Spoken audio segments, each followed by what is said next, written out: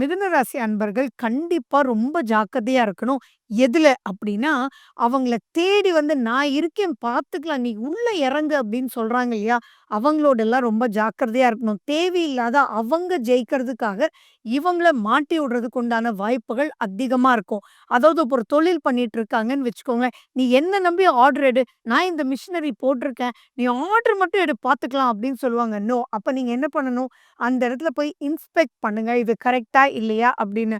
அதே மாரி உங்களுடைய ஹெச்ஆர் சொல்லுவா, "ஏய் நான் உனக்கு டீமை ஏற்பாடு பண்ணி குடுக்குறேன். இந்த ப்ராஜெக்ட் ஓகே சொல்லுடா" அப்படின்னு சொல்லுவாங்க.